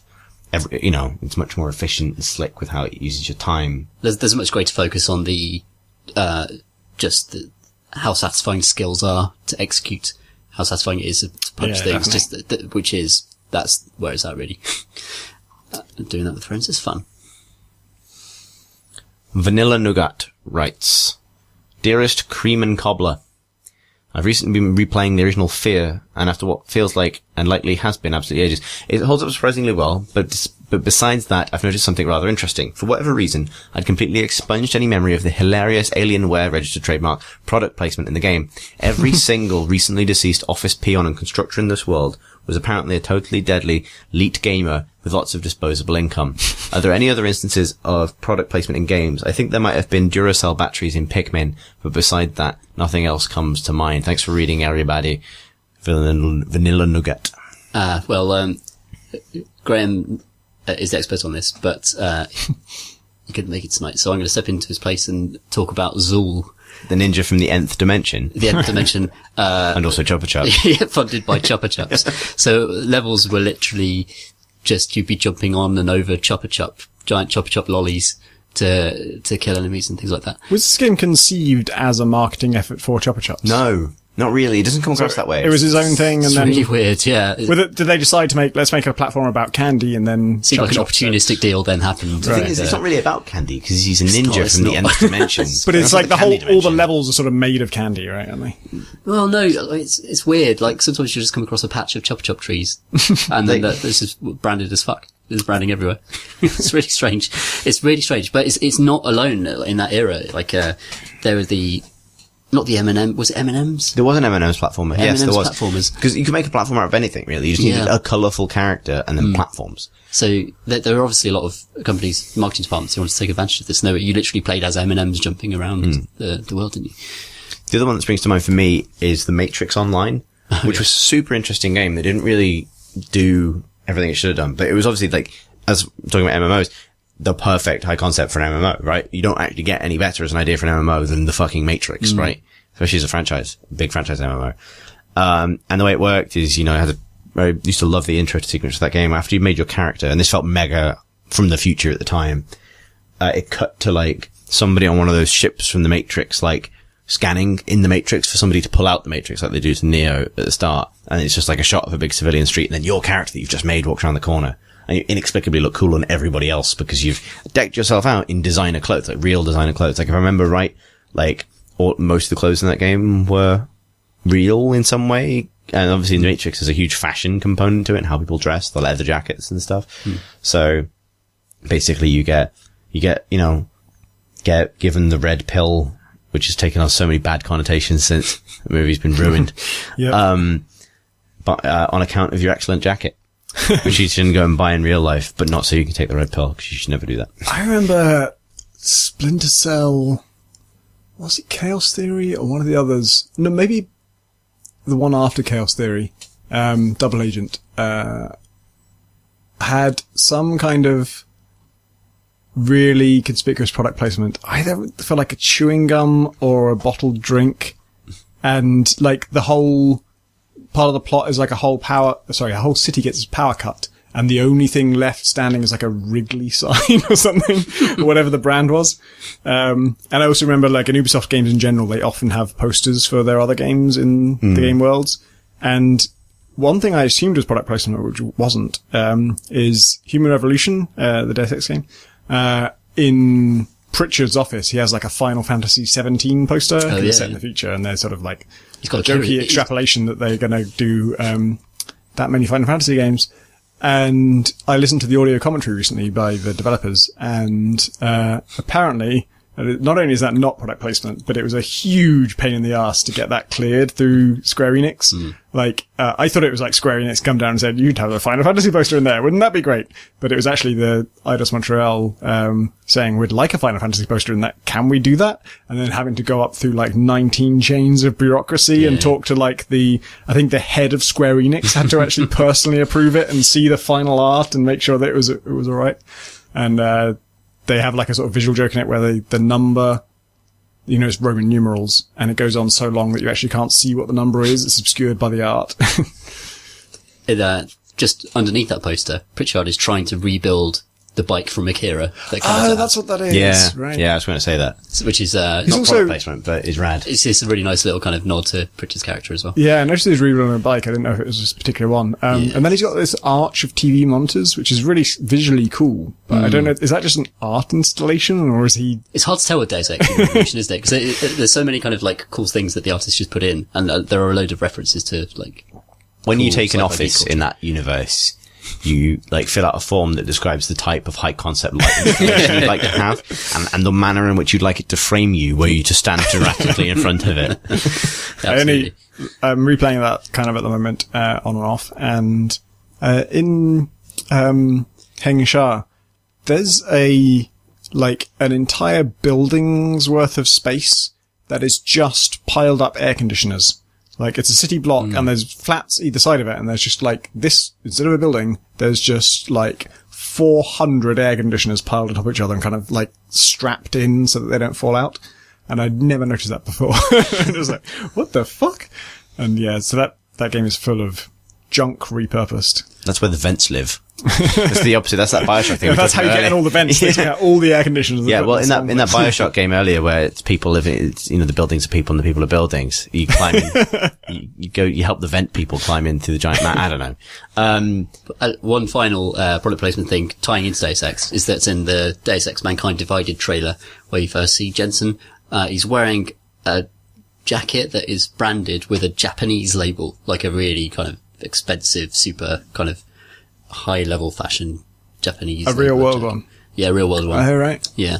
And, I assume that there may be tie-in products. Probably some money Jane fans. They did tie in, you could buy Jensen's coat, right, from their store. Apparently it's not at all like his coat. No, apparently it's rubbish. But then, if you want to have a laugh, you should, go onto Google image search and search for, Deckard's coat from Blade Runner, which you can buy.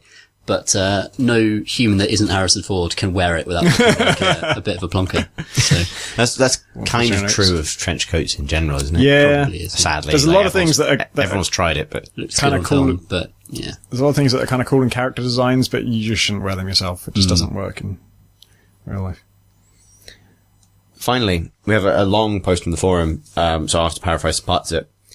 It's a response to Tom Senior's comments about the Old Republic. I was very mean about the Old Republic, and I made someone sad. and we're going to read it out and, you know, write a reply. So this is a trial of Tom Senior. Timmy Timmins writes, I don't know why I'm writing this. You probably don't even read the episode threads. Haha! We clearly do. We do. Owned. I just have to rant because I hear people talk so often about a game that I loved and not even recognize the game they're discussing, which is Star Wars: The Old Republic.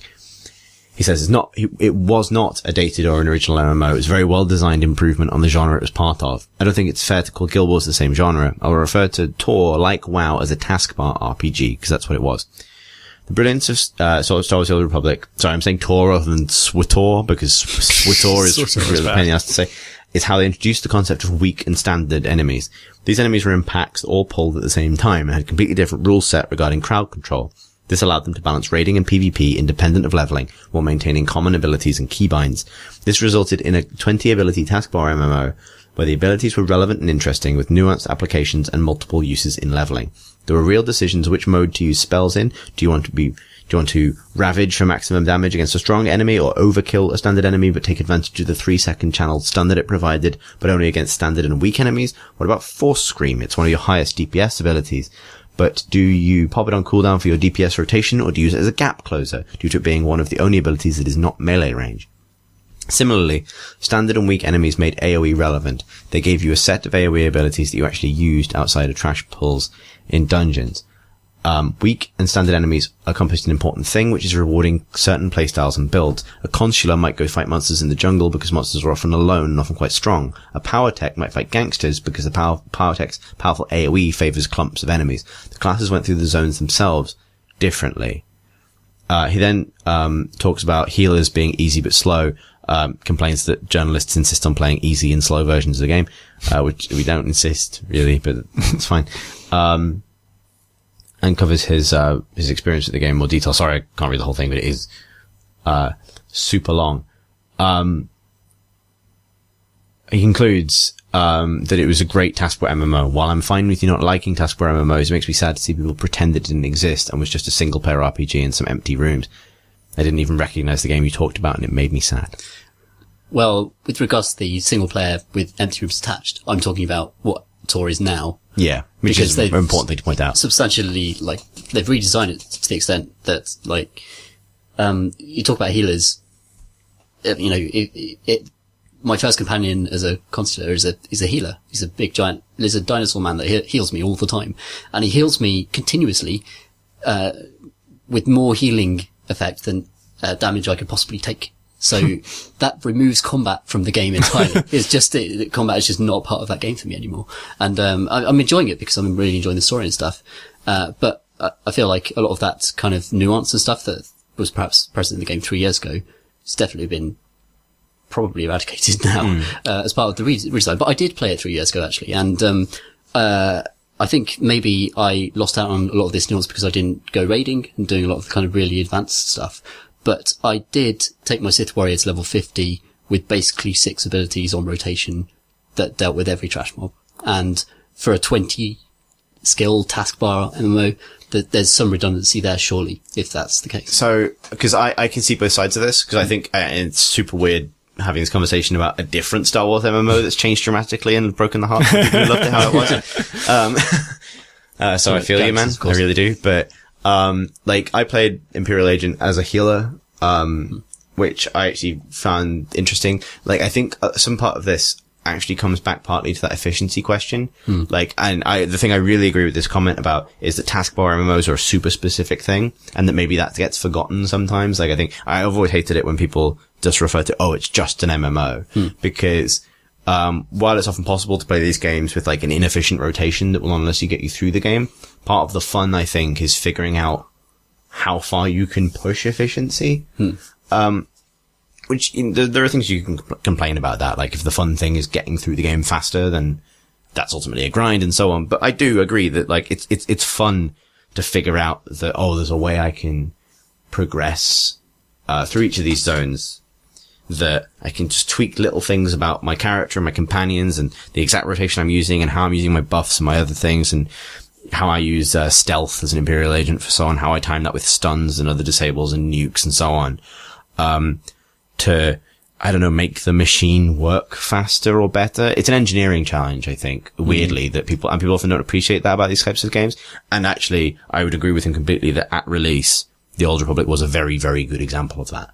Like, I rated, but I think even before then, I was enjoying it to the end, because even when going through another zone, and that game suffered, I think, for having repetitive zone structure, you would settle into a kind of almost meditative state of operating this complex machine that, and, you know, you could do it with just a couple of abilities. Like, I think maybe that's my response to the I got through the game with 6 abilities thing, is I know I can think of times where I'd be like functioning super well and using all of my abilities and like getting it mega clean, like just doing this really clean, like finesse run. But then sometimes I'd just be like, oh, I'm tired. 1-3, 1-3, 2-2, 1-3, and so on. Yeah, the game, like the game is selling like this fantasy of being a hero in a Star Wars universe. It's not selling this fantasy of, you know, take these really esoteric and complex systems and then maximize them. So it's this, it's hard to blame people for just doing what works. And then just kind of getting from point to point. But I think both approaches are totally valid, and I can completely understand why it'd be really frustrating for someone who's really, really into the systems to hear someone who's just kind of blasted through it. But both are equally valid approaches to that game. And one of them is boring and one of them is interesting. Yeah, and the boring one is actually the path of least resistance. Yes. Which is a mistake a lot of games will fall into. What would you guys say are the best stories, class-wise, in that game? Imperial Agent. Yeah, I mean, I've not played Imperial Agent, but it sounds fucking great. So actually, two I'd recommend. So, if you want the actual sequel, if you want KOTOR 3, play Jedi Knight. Because that is actually built, it pretty much is a more direct sequel to the themes and stuff from the Knights of the Old Republic games. I haven't. I've played a bit of KOTOR 1, but... Oh, okay. Okay, fine. So if you're coming to, I think, I would suggest you played Agent, because it's, and I think I must have spoken about this podcast more than once, but, I really want to go back to Tor, actually. I just haven't had time, like, I'm playing Fallout and stuff. Yeah. But, the Agent storyline is, I think, the best evidence for why they should have made that game. Because Tor is absurd, right? That's actually what I played at the preview event that I went to, and I really liked it, and I was intrigued by the story. And I was playing, I can't remember if it was by choice or not, but I was playing the male character, and it's one of the very few male protagonist voices I really like the Agent voice. It's an acquired taste, because it's a very clipped British accent. Like, they got the Imperial thing kind of down. That guy actually plays a banker in one episode of Sherlock in the first season. Like the banker that hires them because his bank's been, like, scammed or something, is the Imperial Agent from Tor, and I can't, that episode really weirded me out when I heard it, because I'd listened to that voice for like 300 hours. Yeah, he's great. Most of the voice acting is good, but he's the one that most stands out as really different to other things. But the story is, brilliant as well. Like, it's, the reason I said that it justifies the game, not because the rest of them are bad, but because if they'd made one RPG, one single player game, that's the story they would never have made.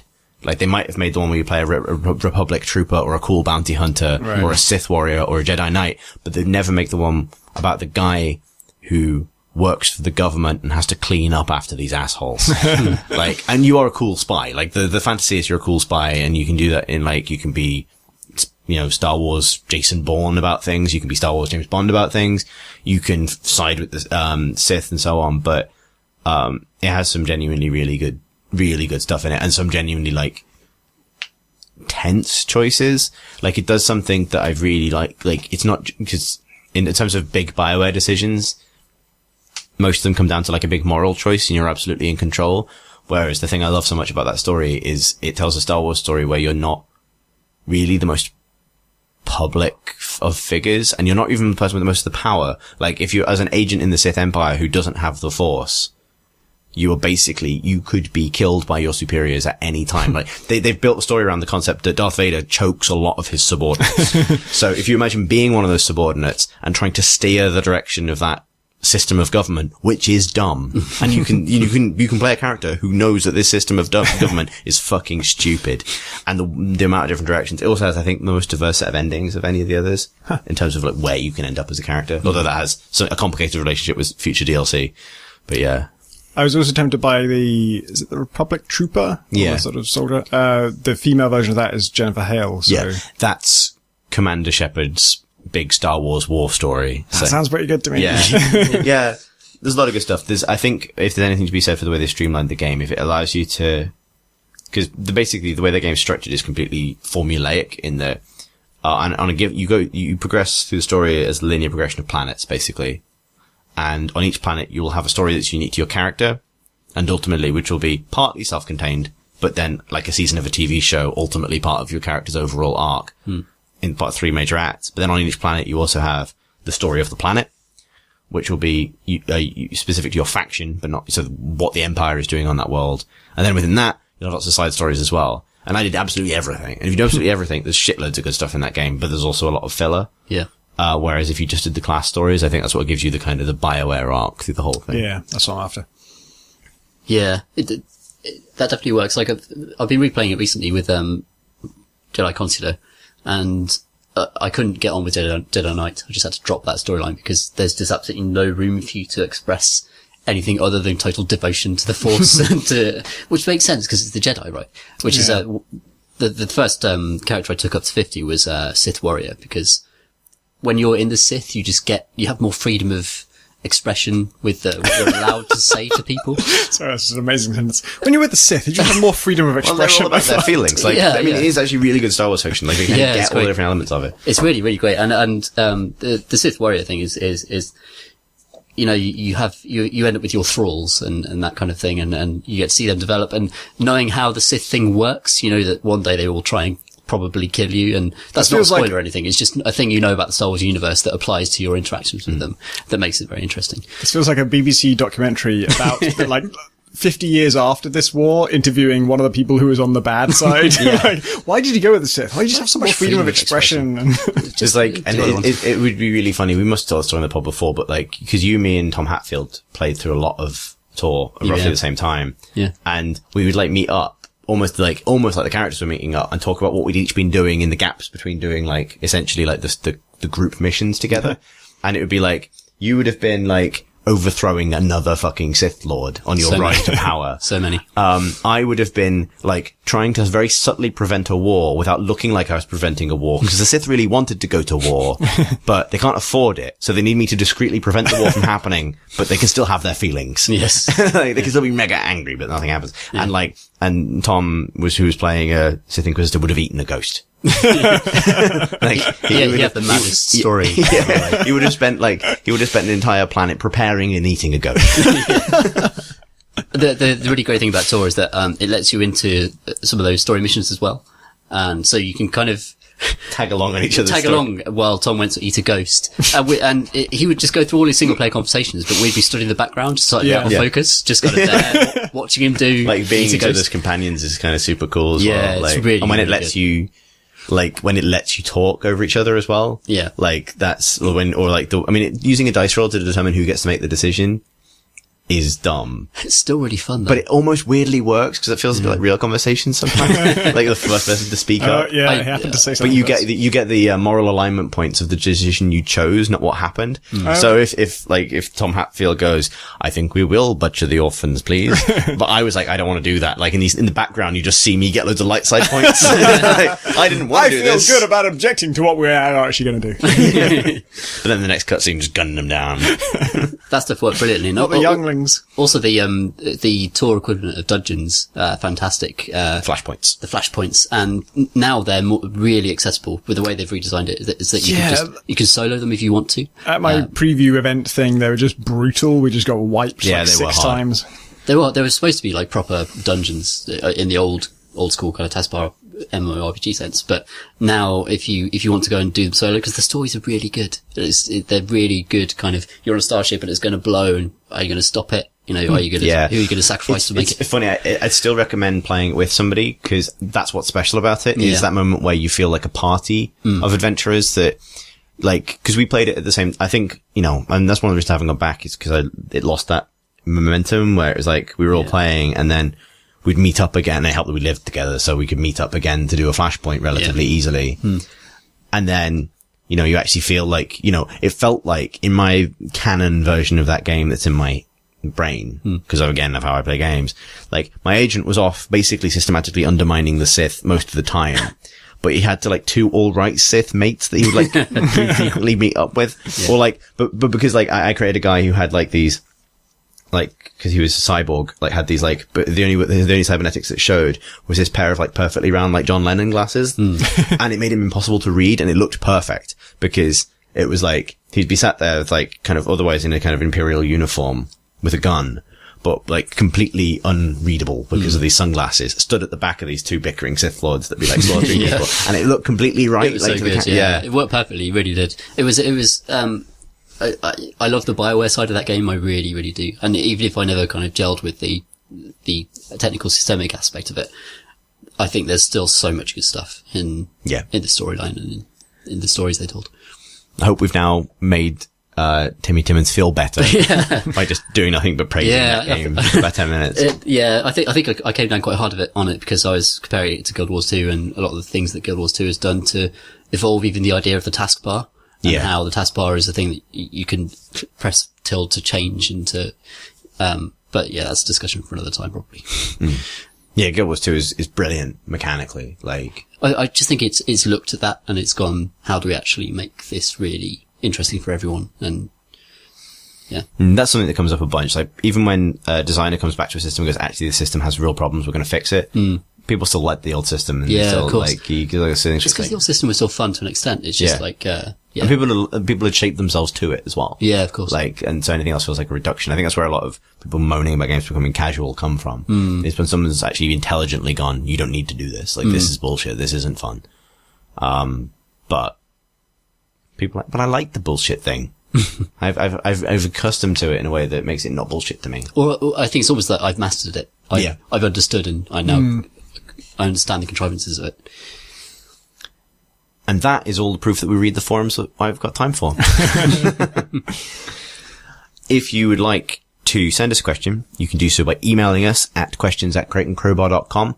You can leave a question on the forum at crateandcrowbar.com/forum, where we'll see it apparently. You can tweet us at crateandcrowbar. You can and should also discuss the episode on our Discord channel, which is a web app or a standalone app that uses voice and text chat and stuff. It's free and you can join the channel by finding the link on the sidebar of the main page of the website, basically bottom right. That's where most of our community are and where they talk about things, arrange games and things. That's cool. If you would like to follow us on Twitter as individuals, I'm at CThurston, that's CTHURSTEN. I'm at PCG Ludo, and that's Ludo. I'm at Pentadact, PENTADACT. Thanks for listening.